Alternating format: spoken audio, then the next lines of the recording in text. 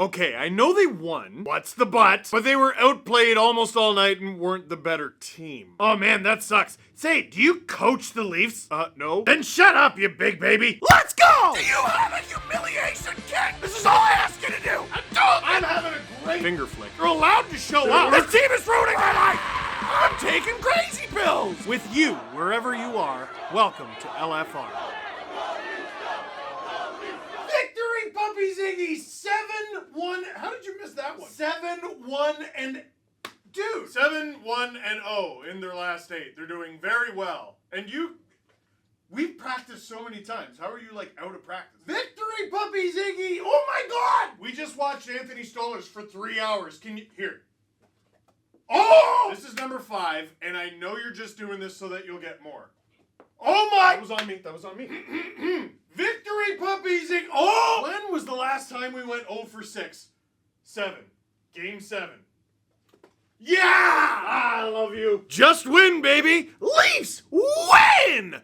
3-2 over the New York Rangers. Very interesting game. Some things to like, some things to not like. Let's talk about it. Okay, well, the start to this game was really good. Austin Matthews draws a penalty on Mika Zibanejad in the first shift of the game. That's a good start to the game. Leafs go to the power play. First unit has no luck. Second unit comes out. Dude, Nick Robertson continues to show that he's got that dog in him. This is one of the best 3-game stretches I've ever seen him have, although he did have a pretty big mistake in this one. He did not get an assist on this goal, but his work down low in the corner is what helped make this play happen. Max Domi, we've been talking about him. He has not had the greatest season. But the passes he is capable of making, so few players in the league can do. Beauty pass to OEL, cranks it, and it's in the back of the net early. OEL's 4th goal of the season. There's another goal from another Leafs defenseman. And Domi's 20th assist. 1-0 Leafs less than 2 minutes in. Hey, that's a good start. That's a great start. Then the Leafs started to do that thing that they do. I swear they are the sneakiest version of the Leafs I've watched in all my years of doing LFR videos. And this is season 18. Randy Carlyle, Toronto Maple Leafs. You could watch them from puck drop and go, yep, that team sucks. They were bad. They were very bad. There were a bunch of seasons in there, a few years into Matthews and Marner and Nylander. A little bit of Babcock, but mostly Sheldon Keefer. You're like, yeah, they're going to outshoot everyone. This year, under Craig Berube, I'll be watching the game, minding my own business, just enjoying myself. And I'll look up at the shot counter and go, when did it become 8-2? When did it become 10-1? When did it become 15-0? Okay, I'm exaggerating, but the Leafs will regularly, in the first 10, 15 minutes of the game especially, get outshot by 4, 5, 6, 7 shots on goal. But to me, and I don't know if you feel the same way, it never feels like it. It feels like the offensive possession is relatively even. They're trading chances. One team blocks it, the other doesn't. Or one team misses, the other doesn't. One team gets picked off, the other doesn't. Maybe the Leafs aren't nearly as efficient to start games, but it never feels like they're just getting killed from opening puck drop. And obviously this is biased, but the fact that the Leafs were leading the game while they were getting outshot to oblivion made it feel better. But all it takes is one really bad fire drill and all of a sudden the thing is tied. The Rangers with the puck in the Leaf zone. The Rangers with a lot of pressure. The Rangers moving the puck. Oh no! Listen, I am not privy to the video sessions of the Toronto Maple Leafs with all their coaches and technology and whatnot, but I am positive they don't teach whatever this is. You got poor Mitch going up to the point like, okay, I guess I'll get everyone. I'm not totally sure what Matthews is doing. Simone Benoit's in the slot cutting off a pass to a ghost that we can't see. And Mika Zibanejad, it's a beautiful deflection, but the best players in the world are able to pull off the most beautiful moves when no one's on them. So now the game's tied, and all of a sudden, yeah, no, it doesn't seem as cute. All in all, at the end of the first period, it kind of felt fortunate that the Leafs and Rangers were tied. But hey, remember how the Leafs scored less than 2 minutes into the first period? No, not good enough. Second period, they scored less than 1 minute in! John Tavares and William Nylander crashing the net! What happened? Where is it? No goal is the call! You watch the replay, and of course it's a goal. In the ref's defense, it was a confusing one. Not confusing as to, like, hey, did it cross the line? No, it definitely crossed the line. You got it wrong. But a initially, that goal was called John Tavares's because it looked like he got a piece of it before it went in. Nope, the Rangers just straight up whack it into their own net. In my opinion, this should be an own goal, just like we saw the other day with the Hurricanes and Jordan Staal. Whether it's an own goal or not, it still gets credited to William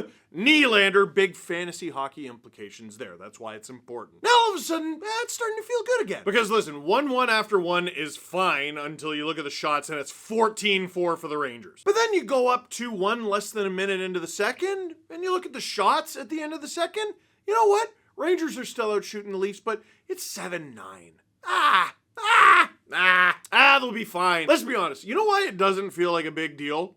Stollie. No, not that I'm so drunk that I don't care what the shots are. That's a different Stollie. No, we don't do that. Anthony Stollers. He's getting a little run of games here, and you can see why. He made, to point out one save feels unfair. Save after save after save after save in big moment after big moment after big moment. And the Leafs with the lead. Hey, they get a power play. They get a chance to add to that lead. I'm not even worried in the least now. See how the game just flips on its head? Power plays out there. First unit didn't do so good. That's okay. Second unit got the first goal, and here they are again. They have the puck. They get the puck away. The puck is going the other way.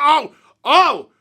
They can do that? They can. Unreal effort from Will Cooley, and it was going to take that kind of move to beat Stollers in this game. A deflection on the first Rangers goal, and this, and now the game is tied again. And once again, these shots against don't seem as cute from this side of tied. This is not the New York Rangers we got accustomed to before Christmas. This is a team with fight in them. This is a team with skill. This is a team a lot closer to the one that we saw last year. Maybe not winning the President's Trophy, but kicking butt in the playoffs. They're tough. They're physical. This was a very physical game. But there was one little thing that the Leafs had going for them in this game that the Rangers didn't. Puck luck. New York Rangers fans, I'm sure, can relate with this. They haven't had as many games like this recently, but first half of the season was just full of games where it felt like each and every one of the hockey gods hated you. I don't know which one of the hockey gods told Igor Shesterkin to do what he did. I don't bust this out all the time. I only bust it out on special occasions,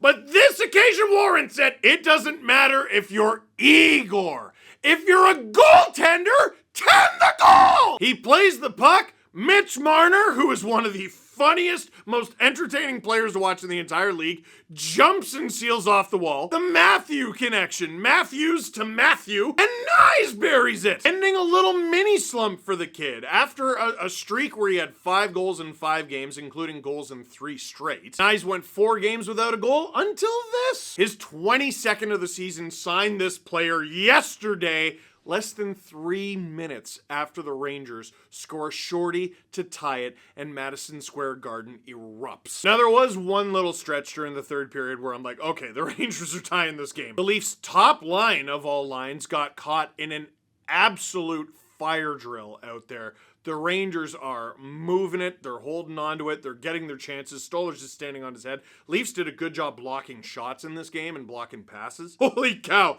NHL.com credits the block shots as 25-9 in favor of the Leafs. Yeah, no, that feels right. That feels right. And Chris Tanev wasn't even in the lineup. You injured the man, but you did not injure the idea. The Rangers had the Leafs hemmed in so bad, I thought they were going to pull Igor with like 5 minutes to go, more. But the Leafs weather that storm, and with a minute to go, they send it down the icing. Okay, well, you shouldn't do that. That's okay. It comes back down to, hey, you got it. You came up with it. And they send it down the ice. All right. I don't love that you did that. You probably shouldn't have done it the first time, and you did it twice. That's fine. And, okay, they won the face-off, and I don't love that. Hey, there you go. What? The Leafs iced the puck 3 times with like a minute to go. That is the kind of thing that bites you every time. The hockey gods make sure of it. But, like I said earlier, this was LMAO at the Rangers night for the hockey gods. The Leafs play with their food, somehow don't pay for it, the clock winds down, and they win the game! 7-1 in their last 8. I can't believe it. Couple heists in there for sure. Couple things on the injury front. William Nylander played in this game. We didn't know that was going to happen because he didn't play in overtime in Boston. So, okay, good. He's fine. Even scored a goal. Typical Willie. Tanev Tanev did not play, so Timmins and Myers were in the lineup. That's rare. But late in the game, Oliver Ekman-Larsson went to the room. Max Pacioretty went on IR, so Marshall Rafai is with the Leafs. I've been dying to see him play an NHL game this year. Maybe he finally does. The Leafs have this weird back-to-back, so they don't play Saturday night, which is very rare. They don't play this Saturday night. They play Sunday at 1 in the afternoon, and then on Monday, they play against the Sharks in Toronto. I wouldn't be surprised if Rafai played one or both of those games, although I believe Calle Jarnkrok is supposed to come back for the Penguins game, so how does that affect the roster? Oh, and not to mention the trade deadline, which we will get to. The other thing, Matt Rempe and Ryan Reeves did not fight in this game, which was odd. I definitely thought they would. Rempe, he's got a... Rangers fans, what's up with him? He seems like scarier than before. He's got like he's not this kid who enjoys blood like he did last year. He's got like dead eyes now, and whatever character that is, it's actually more intimidating. Also, both he and Reeves killed a guy, at least once in this game. So that was fun. Questions. Bobby's random burst of highs are high, but his low moments are definitely low. Is it worth it having such a hit or miss player? Well, no one in the NHL is perfect. But you're right, like Robertson's great moments are so good, and his bad moments can be very bad. I think we also just described Max Domi, and Domi makes like $3 million more. Listen, I don't know. I don't know if Robertson's going to be on the Leafs come trade deadline. I don't. I don't know if the best version of the Leafs this season has Nick Robertson in the lineup. But I do know if he's traded, 1, I hope the Leafs get something good. 2, I think whatever team gets him is going to get a pretty good player. Did the Rangers get goalied? Yep. It was fun. 4-game win streak, first in the division. Matthews' 8-game point streak, apparently. Dude, I didn't know that. Why am I so stressed? Well, that's easy. Trauma.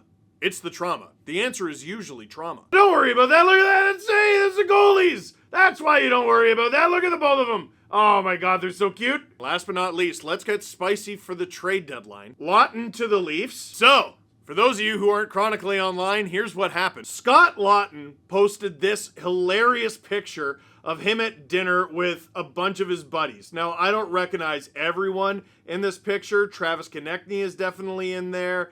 Eric Johnson. But they're recreating The Last Supper. The Flyers have 3 games left, 2 of them at home, before the trade deadline. And they're doing The Last Supper. Now, is he going to the Leafs? I don't know, but it sure seems like he's going somewhere, and soon. Like, sooner than Friday soon. Now, there's been a lot of talk about Braden Shen.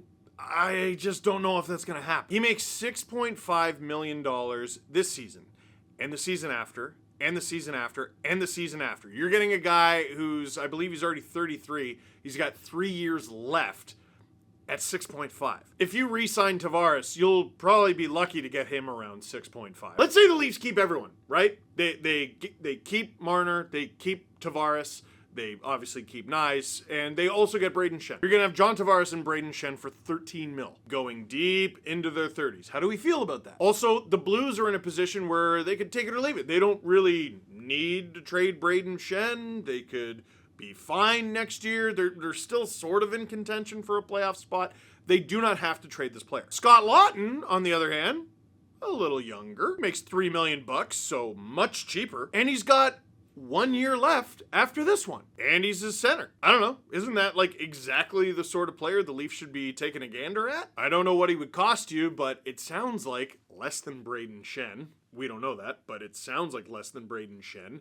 And he costs less against the cap, and he's less of a commitment. And you know what? Maybe they should go after Scott Lawton. I'm just skeptical because there have been Scott Lawton to the Leafs rumors for years, and it's never transpired, so I've just learned to ignore it. Whether it's the Leafs or some other team, looks like Scott Lawton's on the move from the Philadelphia Flyers. Where do you think he's going to end up? Let me know in the comment box down below. And a reminder that the SDPN YouTube channel, I'm always promoting it. You have to go to it. You have to subscribe. You have to make it your place to be on deadline day because we're going to be all over it on Friday. For now, that is it for this one. Thank you very much for watching.